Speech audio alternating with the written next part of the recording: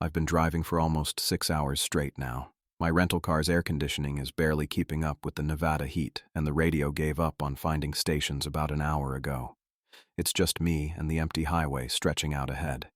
According to my GPS, I'm heading toward absolutely nothing. The town I'm looking for, Millbrook, doesn't exist on any digital maps. The rental car agency guy looked at me funny when I told him where I was headed. "You sure about that?" he'd asked, tapping at his computer. Not seeing anything called Millbrook out there. I'm going off handwritten directions scribbled on the back of a receipt. Got them from an old guy named Robert at a gas station about 50 miles back. He was working the register, wiping down the counter with a rag that looked older than me. "Millbrook?" he'd said, eyebrows shooting up when I asked. "Now, that's a name I ain't heard in a while. You got business there?" I told him I was just passing through. Wasn't exactly a lie. I'm not sure what I'm looking for, just that I need to find it.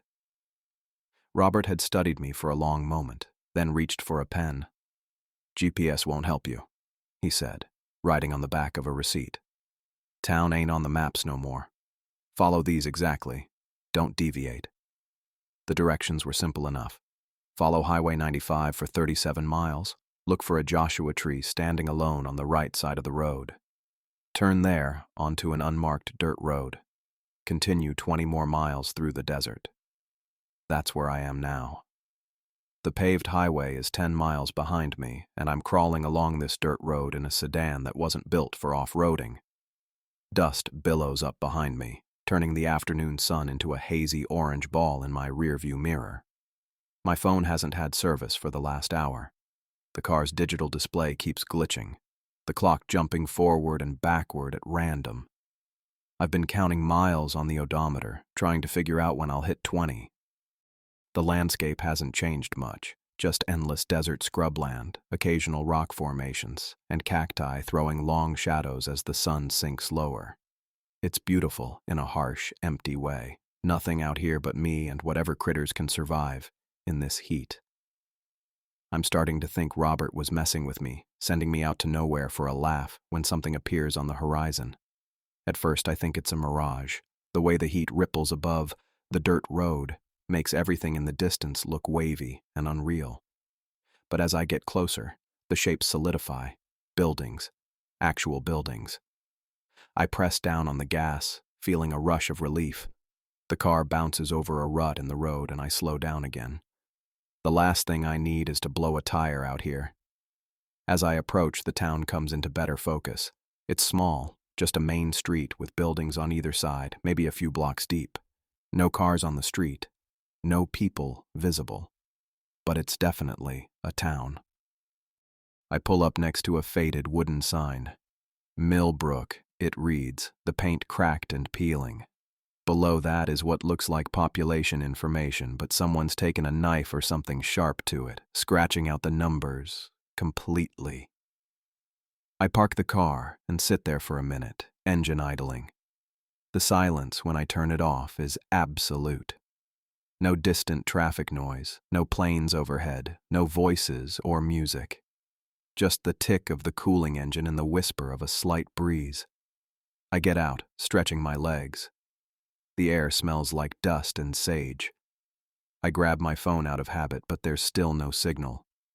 I take a few photos of the sign anyway, then turn toward the town's main street. It's like walking into an abandoned movie set. The storefronts are all shuttered, many with boards nailed across windows. The few windows that aren't covered are broken, jagged glass teeth in empty frames. Faded awnings hang limply, some torn and flapping slightly in the breeze. I walk slowly down the center of the street, footsteps crunching on scattered debris. There's a general store, a barber shop, what looks like it was once a diner, all empty, all dead. "Hello?" I call out, my voice sounding unnaturally loud. Nothing answers except my own echo bouncing off the buildings. I keep walking, taking it all in. There's no graffiti, which seems odd for an abandoned town. No signs of homeless encampments or teenagers using it as a party spot. It's just empty. Like everyone walked away one day and never came back. The sun is getting lower now, casting long shadows down the street. I should probably turn back, try to make it to a real town before dark. But something pulls me forward. And then I see it at the end of the street. A building taller than the others, 4 stories at least. Its windows aren't boarded up, and while the place definitely looks weathered, it doesn't seem as neglected as the rest of the town. A neon sign hangs above the entrance, flickering weakly in the gathering dusk. The Grand Millbrook Hotel, it proclaims in faded red letters. I stop in my tracks.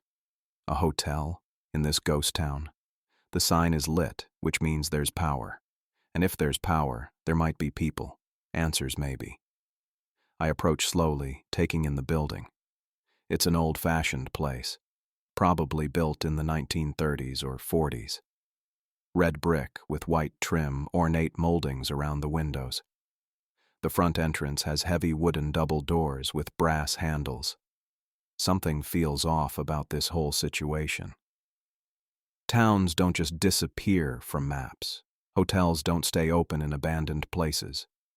And that scratched-out population sign, like someone wanted to erase the evidence that people ever lived here. I stand at the base of the wide stone steps leading to the entrance, hesitating. Every instinct tells me to turn around, get back in my car, and drive away from this place. But I've come too far to leave without answers. Why would a supposedly abandoned town have a functioning hotel? Who's keeping the lights on? And why has Millbrook been erased from official records? I take a deep breath and climb the steps toward the heavy wooden doors. I pushed against the wooden doors of the hotel, and they groaned like they hadn't been opened in years. The hinges were rusty, and it took some effort to get them moving. Once inside, the smell hit me, mildew and decay, that unmistakable scent of a place that's been sitting wet for too long. The lobby was a mess. Wallpaper peeled off in long strips where water had seeped through the walls. Brown stains spread across the ceiling like coffee spills. The carpet squished under my feet in some spots. I stepped carefully, not wanting to sink into anything gross. A crystal chandelier hung overhead, covered in so much dust it looked gray instead of clear. Half the bulbs were burned out, and the ones that worked flickered every few seconds. The light made everything look worse, somehow. I stood there for a minute, taking it all in. The place was a dump, but someone was keeping the lights on. That meant people, or at least a person. "Hello?" I called out. My voice echoed back at me. From somewhere behind the reception desk, I heard shuffling. Then a face popped up, an old woman with thin white hair pulled back in a tight bun. She smiled at me, and something about it made my skin crawl. Her teeth were yellow and crooked, and her smile stretched too wide across her face. "Welcome to the Grand Millbrook Hotel," she said in a reedy voice. "We've been expecting you." That stopped me. Expecting me? I didn't make a reservation. She just kept smiling.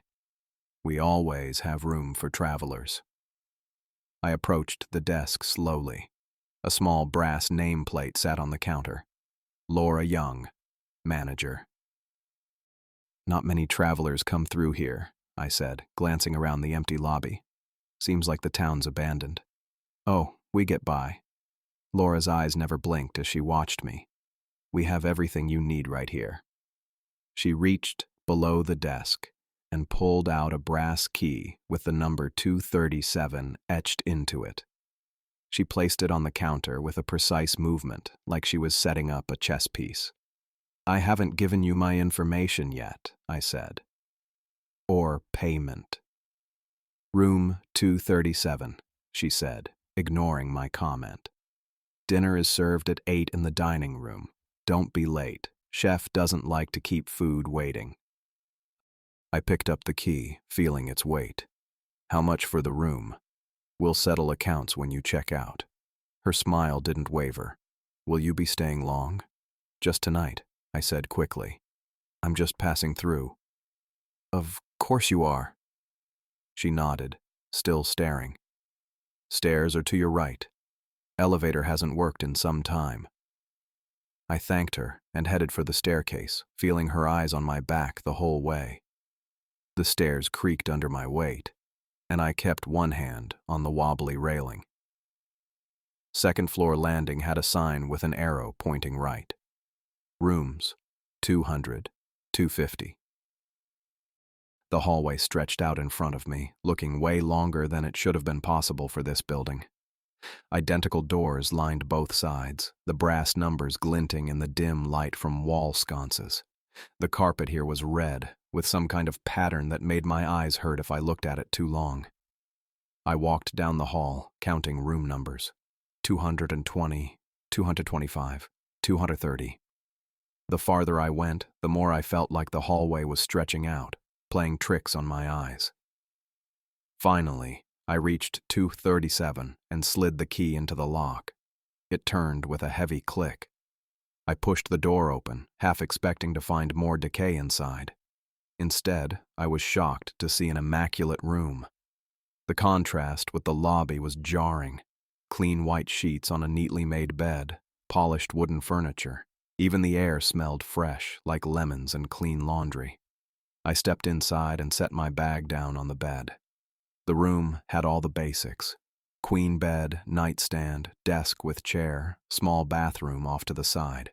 Nothing fancy, but clean and well kept. I checked the bathroom. Clean towels, soap, even little bottles of shampoo. The window caught my attention. I walked over and looked out at the main street I'd walked down earlier. From up here, the abandoned town looked even more desolate. The sun was setting fast, casting long shadows. Not a single person moved down there. I checked my phone again, still no service. The bedside clock read 7:30, 30 minutes until dinner, according to Laura. I wasn't hungry, but I was curious about this chef and whether there were other guests. I decided to explore a bit more. I grabbed my room key and stepped back into the hallway, pulling the door shut behind me. The corridor seemed even longer now, stretching out in both directions. The identical doors and repeating wall sconces created a disorienting effect, like I was looking into mirrors reflecting each other. As I stood there deciding which way to go, I heard a door open somewhere down the hall. A woman stepped out, wearing a red dress that stood out vividly against the drab wallpaper. She turned and saw me, and her expression changed from caution to visible relief. She walked toward me quickly, her eyes darting to the other doors as she approached. She was in her mid-30s, with long black hair and warm brown skin. A small scar marked the area above her right eyebrow. "Thank God," she said when she reached me.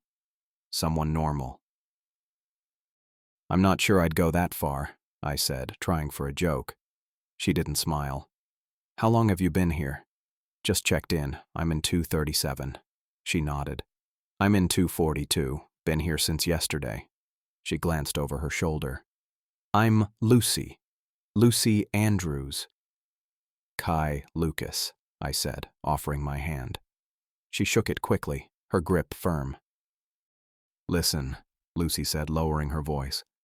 "Everyone else in this place is off. The old woman at the desk, the chef in the kitchen. They don't act right. Off how? It's hard to explain. They move wrong, talk wrong, like they're..." She struggled for the word. "Like they're wearing people suits that don't quite fit." I was about to ask her more when we heard a door open behind us. We both turned to look. A man stood in the doorway of room 231. He was tall and lean, with black hair. For a second, he looked familiar, and then it hit me. It was Jerome, my college roommate. But that was impossible. Jerome had died 3 years ago in a car accident. "Kai!" Jerome called out, his voice garbled and wet, like he was talking underwater. "I've been waiting for you, buddy." As he stepped into the hallway light, I saw his face clearly. It was Jerome's face, but something was terribly wrong. His features looked slightly melted, like a candle left in the sun too long. His smile stretched unnaturally wide across his face. "Who is that?" Lucy whispered beside me. I couldn't answer. My mouth had gone dry. Jerome, or whatever was pretending to be Jerome, took another step toward us, his movements jerky and wrong. "Don't you recognize me?" he asked, still smiling that impossible smile. "It's me, Jerome, your old roommate." I followed Jerome down the hallway, my feet moving on their own. Lucy walked beside me, her hand on my elbow like she was ready to pull me back at any second. I couldn't stop staring at Jerome's back. The way he moved wasn't right. Kind of jerky, like someone trying to remember how walking works. "You okay?" Lucy whispered. I nodded, but I wasn't. Not even close. Jerome had died 3 years ago. Car accident. I went to his funeral, and now he was walking in front of me, leading us to dinner like nothing had happened. "That's not your friend," Lucy said under her breath. "Whatever it looks like." "I know," I said, but my voice came out weird and tight. Because I didn't know. Not really. I just knew this couldn't be happening. Jerome turned his head back toward us, that too wide smile stretching his face. "Almost there, Kai. Chef made something special tonight. You always liked pasta, right? Remember that time in sophomore year when we ate all that spaghetti for the dorm competition?" He did remember. That was the thing messing with my head the most. We had won that stupid competition, ate 4 pounds of spaghetti between us, got sick afterward and swore off pasta for a month. Lucy's grip tightened on my arm. "Don't engage," she whispered. "Just observe for now." We reached the end of the hallway, and Jerome pushed open a set of double doors. The smell hit me first, food, but with something underneath. Something wrong, like meat, left out too long. "Here we are," Jerome announced, gesturing inside with a flourish. His arm bent at an angle that looked painful. The dining room had a long table in the center with about 10 chairs, crystal chandelier overhead, fancy tablecloth, the works. Might have been nice once, but now it had that same decay as the lobby, water stains on the ceiling, frayed edges on the tablecloth. And there were people sitting at the table, 3 of them. My stomach dropped. Victoria Peters sat nearest to us, her blonde hair exactly how she wore it in high school. My first serious girlfriend. Dead from a drug overdose 7 years ago. Across from her was Martin Tucker, my old boss from the insurance company. Heart attack at his desk 2 years back. I'd sent flowers to his wife. And at the far end, smiling and waving, was Hazel Green, my neighbor from when I was a kid. She'd died when I was 12. All of them, dead. All of them, here. "Come sit," Victoria called, patting the chair next to her. Her voice was flat, like someone reading from a script. "We've been waiting for you, Kai." I couldn't move. Lucy had to pull me forward, whispering, "Play along for now. We need to understand what's happening." We sat down, me between Victoria and Lucy. Jerome took the seat across from us, next to Martin. They all stared at me with fixed smiles. "Nice of you to join us," Martin said in that booming voice he always used during meetings. "We've been expecting you." "You have?" I managed to ask. "Of course, dear," Hazel said from the end of the table. "We've been waiting such a long time." A door at the side of the room swung open, and a man in chef's whites came in carrying a tray of covered dishes. He set them down in the center of the table without a word, then left. "Dinner is served," Jerome announced, lifting the cover off one dish. Steam rose from what looked like normal food, some kind of pasta dish, bread, salad, but the smell was wrong, too sweet, with that rotting undertone. Lucy didn't touch anything. I followed her lead. "Aren't you hungry?" Victoria asked, putting a hand on my arm. Her skin felt cold and slightly sticky. "Just taking it all in," I said. They all started serving themselves, movements too coordinated, like a rehearsed dance. And then they began to eat. Jerome twirled pasta around his fork, but then set it down. "Actually," he said, "I've been saving something better." He lifted his hand to his mouth and bit down on his index finger. Hard. There was a wet crunch. Blood poured onto his plate. I froze, unable to process what I was seeing. Jerome kept chewing, smiling at me the whole time with blood staining his teeth. He swallowed and took another bite of his finger. "Would you like some?" he asked, holding out his mangled hand. Victoria picked up her steak knife beside her plate. "I prefer this cut," she said conversationally, and began carving a chunk out of her forearm. The flesh peeled away like she was slicing meat. No pain on her face, just that empty smile as blood pooled on her plate. Martin was doing something similar with his tie, using it to strangle himself while he ate bread with his other hand. His face turned purple, but he kept chewing, eyes bulging. At the end of the table, Hazel reached up to her face. "The eyes are the best part, you know," she said, and dug her fingers into her eye socket. With a wet pop, she pulled out her eyeball, trailing a string of something behind it. She dangled it over her mouth like a grape, then dropped it in and swallowed. Bile rose in my throat. I gripped the edge of the table to keep from falling over. This wasn't real. Couldn't be real. But I was seeing it, smelling it. The copper scent of blood filled the air. Lucy's hand found mine under the table. "Kai," she whispered urgently. "We need to leave, right now." "What?" I turned to her, desperate for something normal to focus on. "They're not human," she said. "None of this is right. We need to go." Jerome had moved on to his middle finger, crunching through bone. "Don't leave, Kai," he said through a mouthful of his own flesh. "We've got so much catching up to do." Victoria sliced deeper into her arm, hitting something white that had to be bone. "Stay for dessert," she said. Lucy stood suddenly, pulling me up with her. "We forgot something in our rooms," she said loudly. "We'll be right back." Before I could process what was happening, she yanked me toward the doors. I stumbled after her, my legs numb and uncooperative. "They're coming," she hissed, glancing back. I looked over my shoulder. All four of them had stood up, moving in that same jerky way, blood dripping from various self-inflicted wounds. "Run!" Lucy shouted, and we bolted through the doors, into the hallway. Except it wasn't the same hallway anymore. The corridor stretched and twisted like something from a nightmare. Doors lined both sides, but they weren't normal hotel doors. One stood open, revealing a writhing mass of shadows that seemed to reach toward us. Another showed a room with no floor, just an endless pit that dropped into darkness. "What the hell?" I gasped.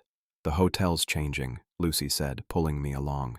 "It does this. Come on."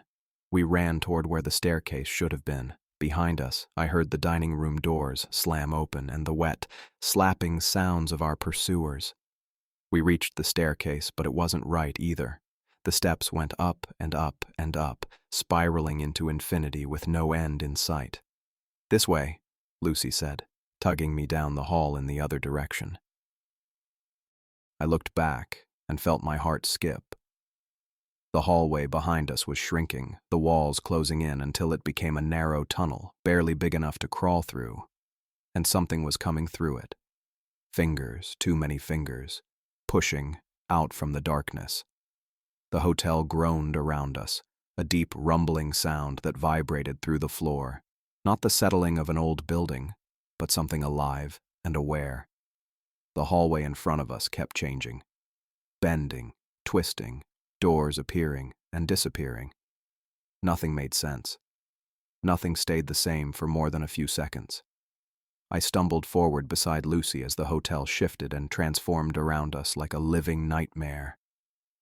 I looked up and froze. Dozens of pale hands were reaching through cracks in the ceiling, fingers wiggling and grasping at the air above us. Something heavy scraped along the ceiling, like furniture being dragged across a floor. The hands flexed and stretched, trying to reach us. "What the hell is that?" I whispered. Lucy didn't answer. She grabbed my arm and yanked me sideways, nearly pulling me off my feet. "Don't look at them. Keep moving." We stumbled down the hall as the ceiling groaned. The hands were pushing through wider now, some of them joined by wrists and forearms. I couldn't tear my eyes away until Lucy shoved me toward a metal door I hadn't noticed before. "Service entrance," she said, pushing it open. "In here." I followed her through the door and found myself in what had to be the hotel kitchen. Stainless steel counters lined the walls and pots hung from a rack overhead. The place smelled wrong, like copper and rot instead of food. Most of the lights were off except for one over a massive industrial stove where a tall figure stood with his back to us. "Shit," Lucy whispered, pulling me behind a prep table. "It's him." The man at the stove was stirring something in a huge pot. Steam billowed around him as he hummed a tune I couldn't place. He wore a white chef's uniform, but it was stained with something dark that dripped down the back. "The chef," I whispered. Lucy nodded. "Joshua Fox." Joshua kept stirring, completely focused on his task. The bubbling liquid in the pot made wet, slapping sounds against the sides. He reached for a ladle hanging nearby and dipped it in, then lifted it to examine the contents. I squinted through the steam, trying to make out what he was cooking. When I realized what I was seeing, my stomach lurched so hard I had to clamp a hand over my mouth. Floating in the boiling water were human heads. At least 3 of them bobbed in the roiling liquid, hair swirling around bloated faces with eyes still open. "We need to get out of here," I whispered, fighting the urge to vomit. But before we could move, Joshua's head snapped up. He didn't turn around. He just cocked his head like he'd heard something. Then his neck began to stretch. It extended upward, growing longer and thinner than any human neck could possibly be. His head rose a foot, then 2 feet above his shoulders while his body remained in place. The skin stretched like taffy, and I could see the outline of his spine through it. "I smell you," he said, his voice bubbling like the water in his pot. "New meat in my kitchen." His head swiveled a full 180 degrees on that impossible neck, and he looked directly at our hiding spot. His face was wrong. Too long, with features that seemed to shift and slide. His mouth stretched into a grin that was far too wide.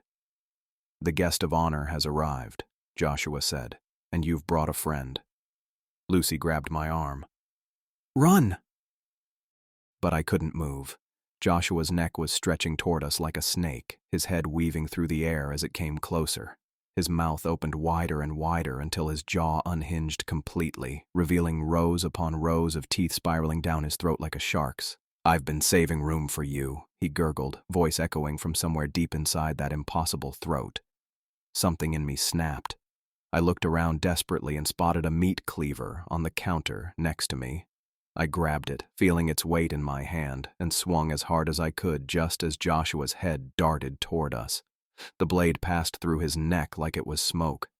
There was no resistance, no impact, just a momentary distortion in his form before it settled back into shape.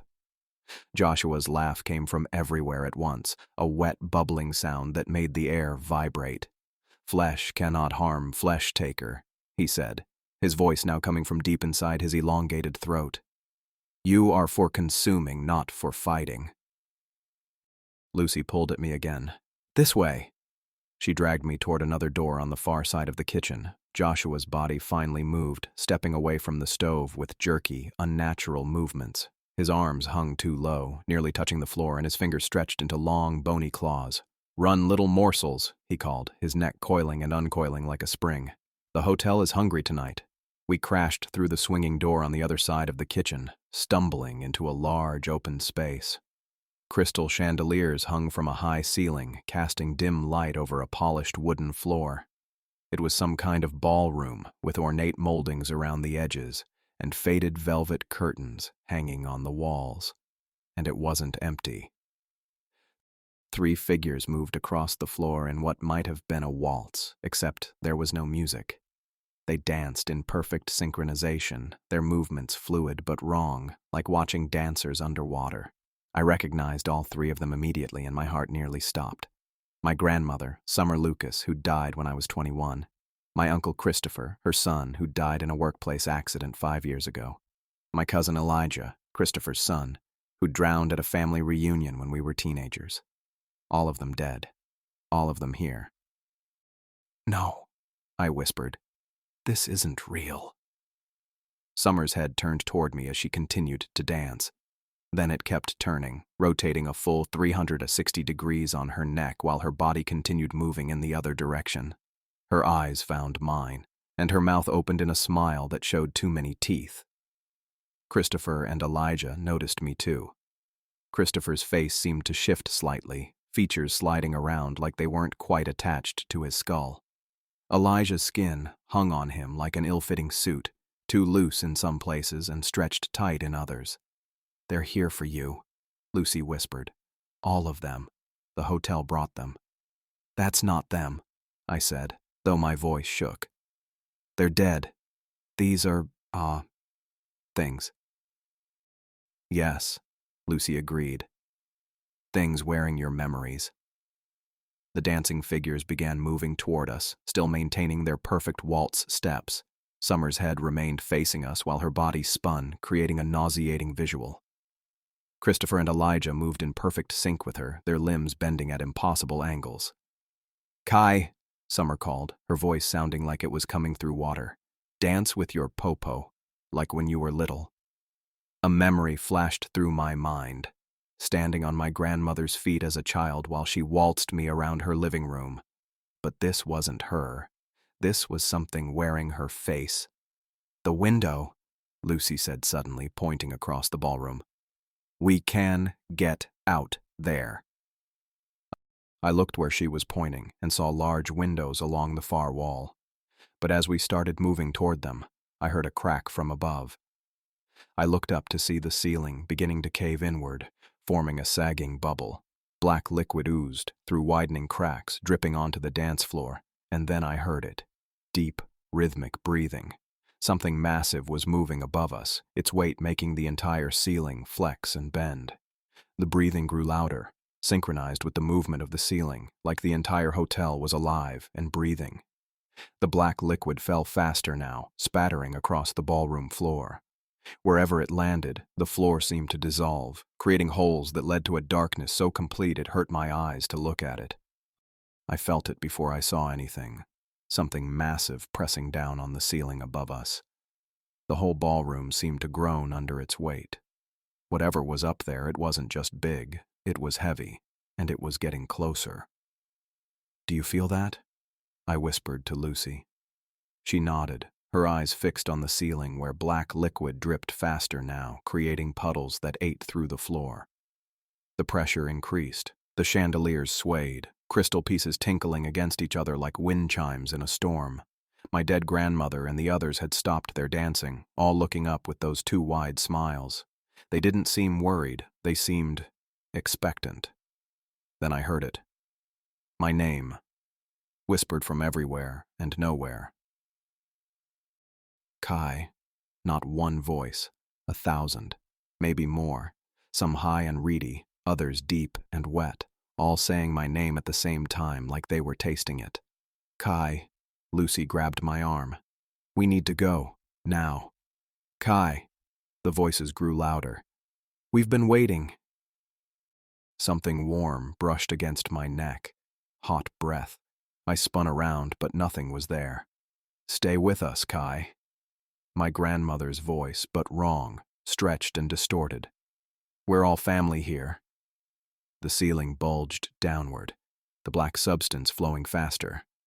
Whatever was up there, it was almost through. "Run!" Lucy yanked me forward, just as a deafening crack split the air. I looked back to see the ceiling collapse, chunks of plaster and wood crashing down where we'd stood seconds before. Something massive and dark poured through the opening, not liquid, not solid, but something in between. It moved like it was alive, reaching tendrils toward us. My feet finally remembered how to work, and I ran alongside Lucy. The ballroom stretched impossibly long before us. The windows that had seemed close now appeared a football field away. "This way." Lucy veered suddenly to the left. I followed without thinking, nearly crashing into her when she stopped abruptly in front of a simple wooden door. A door I was certain hadn't been there moments ago. "Where did that—" "Don't ask questions." Lucy grabbed the handle. "Just go." Behind us, the thing from the ceiling spread across the ballroom floor. My dead relatives walked calmly into it, disappearing as it consumed them. Their faces remained visible in its surface for a moment, still smiling, before they melted away. Lucy pushed at the door, but it didn't budge. "It's stuck," she cried, slamming her shoulder against it. The hotel groaned again, but differently this time. The walls began folding inward, the floor buckling. The whole place was collapsing, but not naturally. It was folding like paper, corners meeting in ways that defied physics. I threw my weight against the door alongside Lucy. It gave slightly. "Again!" I shouted. We hit it together, and the door cracked open an inch. Cool night air slipped through. The darkness from the ceiling surged toward us, faster now. I felt something brush against my back, cold and slick. I didn't look. I couldn't. "One more time," Lucy said.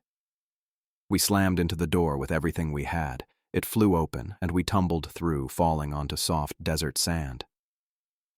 I scrambled to my feet, turning to see the hotel behind us. The Grand Millbrook Hotel was folding in on itself, walls collapsing, floors pancaking down. The neon sign flickered once, then went dark. Windows shattered inward. The roof caved. It didn't collapse like a normal building. There was no dust cloud, no debris flying outward. Everything fell inward, like it was being sucked into a black hole at the center. Within seconds, all that remained was a pile of rubble.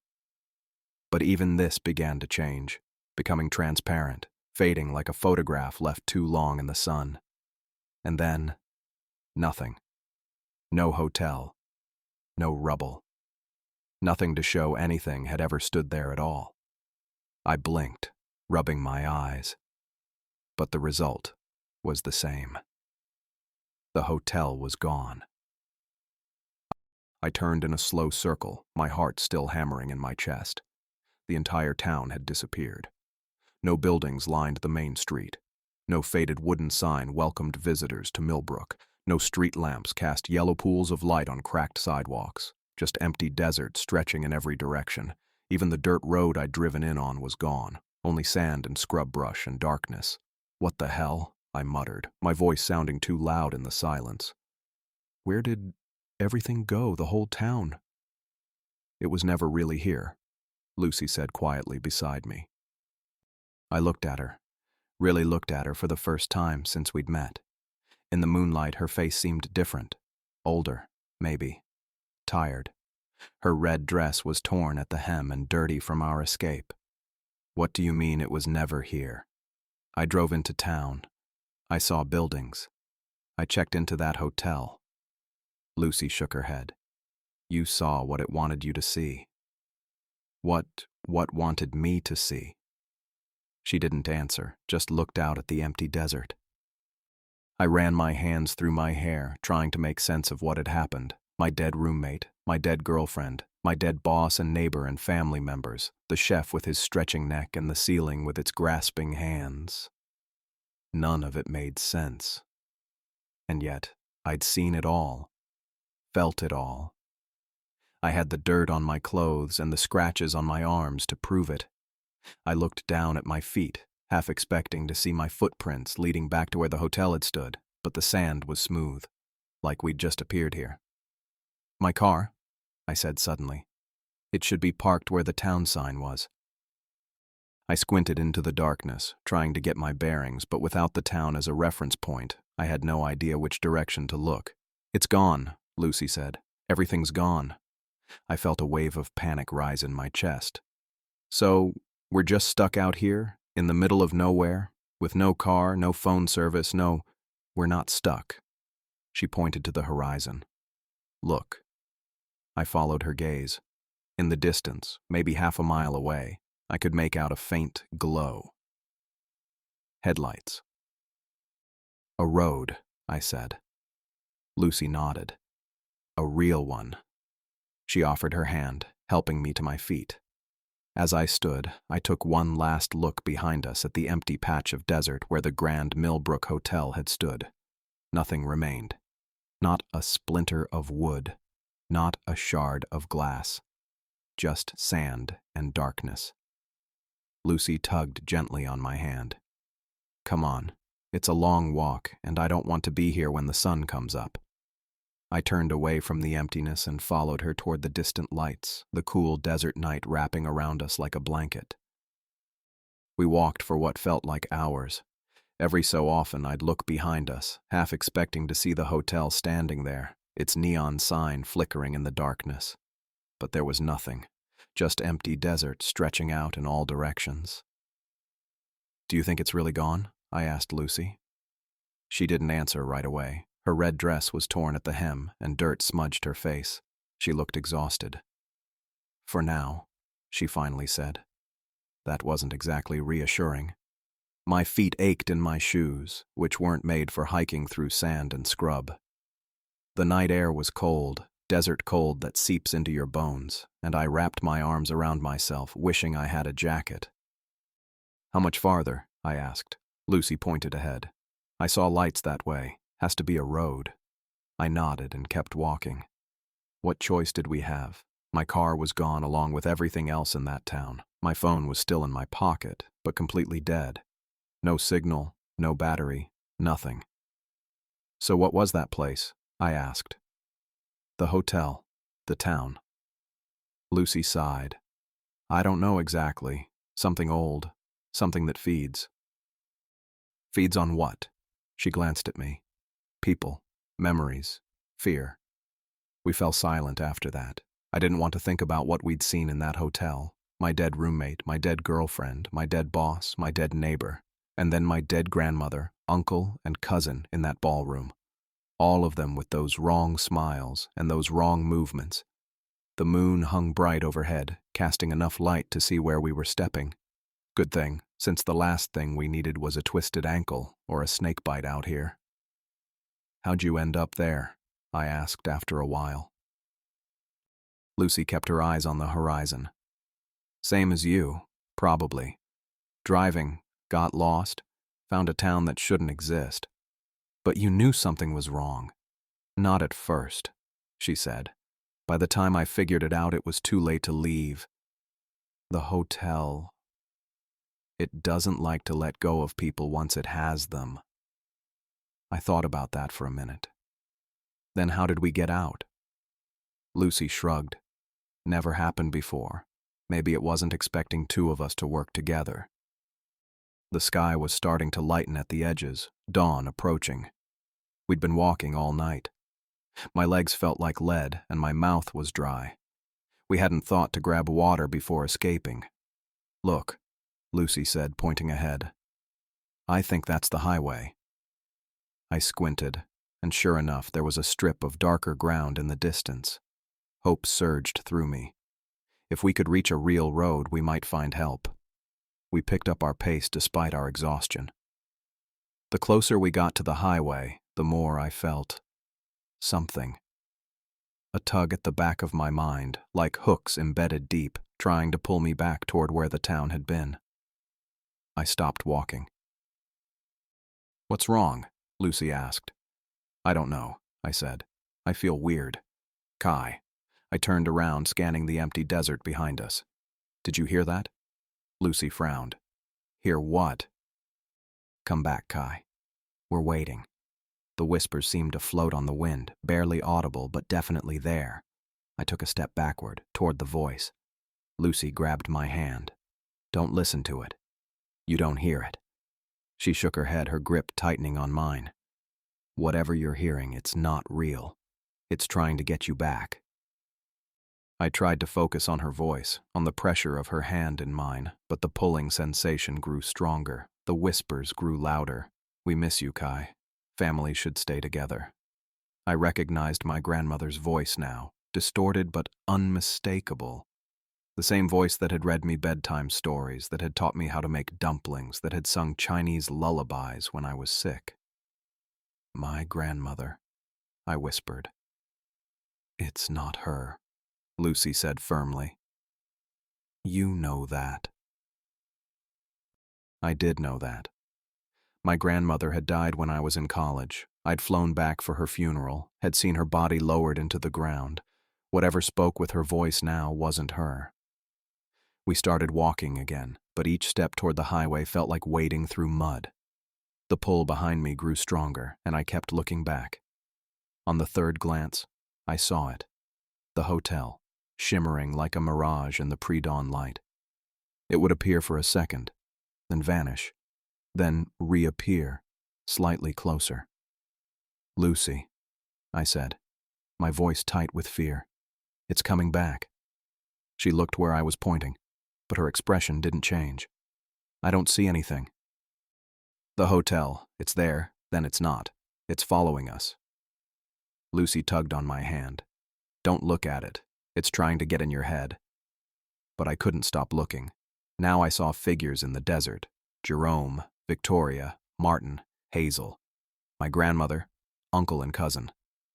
They stood in a loose semicircle, arms outstretched toward me. Their faces kept shifting, melting and reforming. "Just a little further, Kai. Come home." I stopped again, frozen between the pull behind me and Lucy's hand urging me forward. "Kai, listen to me," Lucy said, stepping in front of me, blocking my view of the desert. "Whatever you're seeing isn't real. But I am." She squeezed my hand hard enough to hurt. "Feel that? That's real. I'm real, and we're getting out of here." I focused on her face, on the determination in her eyes, on the pain in my hand where she gripped it, on the solid ground beneath my feet. "It wants me," I said. "I know, but it can't have you." The sky was getting lighter by the minute. True dawn wasn't far off. I nodded and turned toward the highway again, keeping my eyes fixed ahead. The whispers grew angry, hissing and spitting. The pulling sensation became a sharp pain, like something was being torn from me. I stumbled but kept moving. "Almost there," Lucy encouraged. "Just a little further." The highway was close now, maybe 50 yards away. I could make out the white line at its edge. The pain intensified, and I cried out. "What's happening?"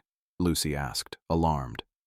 "It's like something's hooked into me," I gasped, "trying to rip me apart." Lucy wrapped an arm around my waist, supporting me. "Don't let go. Whatever happens, don't let go of me." I nodded, leaning on her as we shuffled forward.